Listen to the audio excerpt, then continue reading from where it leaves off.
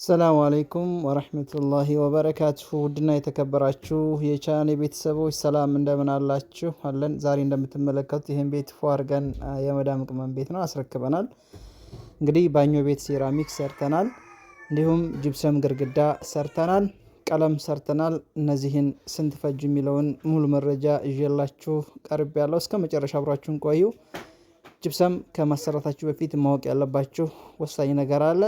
እንዲሁም አሁን ጅብሰም ወቅታዊ ስንት እየተሸጠ ነው የሚለውን የቅርጻ ቅርጽና የቻክ የምነግራችሁ ነው የሚሆነው። እንደምትመለከቱት ይሄን ቤት እንደዚህ አሳምረነዋል። መጀመሪያ እንዴት እንደነበረ ማሳያችሁ ነው የሚሆነው። እስከ መጨረሻ አብራችሁን ቆዩ። ቪዲዮውን ላይክ አድርጉት።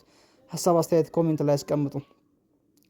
እንግዲህ እንደምትመለከቱት ቤቱ ይሄ ነበር መጀመሪያ። ያው ውጭ ኳርቲ ተሰርተዋል፣ ቀለም ተቀብቷል። ያው ውስጡ ነው በሩና ውስጡ ነው ያው ቀለም እኔ የሰራሁት ጅብሰም ግድግዳና ቀለም ስራ ነው የሰራሁት ማለት ነው። እንደምትመለከቱት የተጠቀምነው ደጀን የሚባለውን ጅብሰም ነው። ቆንጆ ጅብሰም ነው። አንደኛ አፍሪካ ነው። ያው እንግዲህ ከአፍሪካ ጎን ይሄም ቆንጆ ነው። ሌላም ራይት የሚባል አለ። ቅርጻ ቅርጽ ራይት ነው የተጠቀምነው። ይሄኛው ደግሞ ቻክ ደግሞ ደጀን የሚባለውን ጅብሰም የተጠቀምነው በጣም ቆንጆ ነው። ቤቱ መጀመሪያ ስንረከበው ይሄን ይመስላል። ግድግዳ ቆንጆ ግድግዳ ነው። ግድግዳው ቀጥ ያለ ነው። እንግዲህ ስታሰሩ እናንተ ከተመረገ በኋላ ግድግዳችሁን ብታስለስኑ አሪፍ ነው። እንግዲህ ሳሎኑን ጀምረነው ጨርሰነዋል።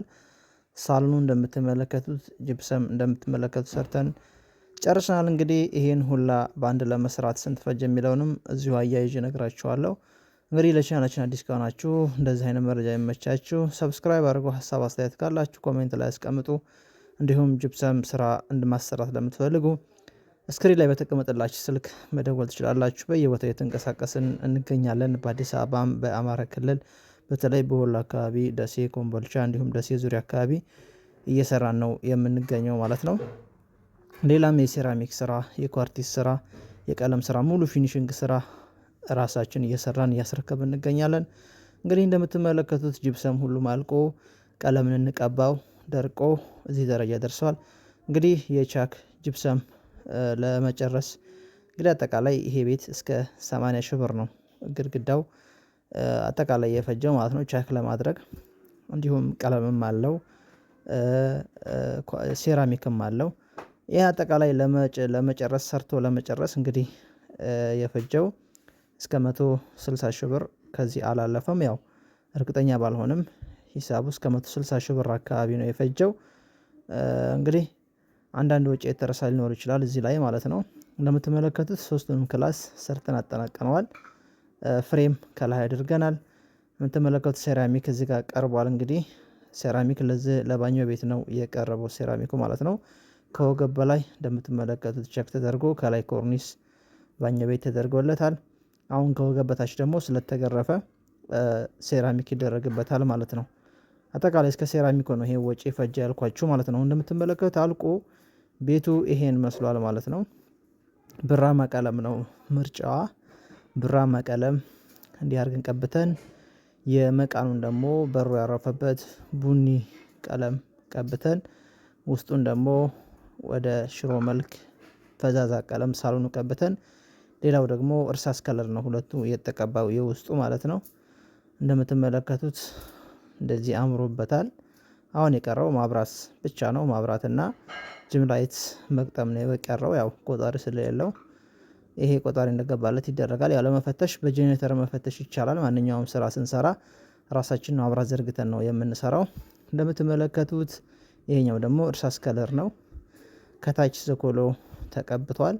ይሄ መቃኑ ያልተቀባው የእንጨት በር ሊገጠም ስለሚችል የእንጨት በር ሲገጠም የበሩ አይነት ከለር ይቀባል ማለት ነው። ወይ ደግሞ ይነሳና ራሱ ከመቃኑ ጋር ከበሩ ጋር የሚመጣ የእንጨት እንትን አለ ከሱ ጋር አንድ ላይ ይገጠማል ማለት ነው። ይሄኛው ደግሞ ትንሿ ክላስ ነች። እርሳስ ከለር ነው እሷም የተቀባችው። እንደምትመለከቱት የፕላስቲክ ቀለም ነው የተቀባው። እንግዲህ ይሄ እንደዚህ የፈጀው ከረመዳን ላይ የተሰራ ስራ ነው። አሁን ላይ እንደምትመለከቱት ይሄ ጅብሰሙ 450 ብር ሂሳብ ነው የተገዛው። አሁን ላይ ደግሞ ወደ 750 ብር ገብቷል ጅብሰም።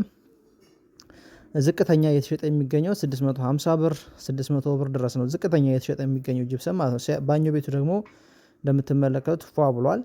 እንግዲህ ይሄም ሴራሚክ የዛኔ ስንት እንደነበር 2200 2300 አካባቢ ነበር። አሁን ግን እስከ 2800 3000 ብር ድረስ በካሬ እየተሸጠ ነው የሚገኘው ማለት ነው። ይሄኛው የተጠቀምነው እንግዲህ የፕላስቲክ ቀለም ነው ብያችኋለሁ፣ የናፍታ የጋዝ ማለት ነው። እንግዲህ እናንተም እንደ ምርጫችሁ ማሰራት ትችላላችሁ። ስልኬ ወይ የመጀመሪያ ኮሜንት ላይ አለላችሁ። እንደወዳችሁት ተስፋ አደርጋለሁ። እንዲህ አድርገን ቤቷን አሳምረንላታል። እስቲ ከወዳችሁት ከተመቻችሁ ሀሳብ አስተያየታችሁን እፈልጋለሁ። ማሰራት ለምትፈልጉ ደውሉልን።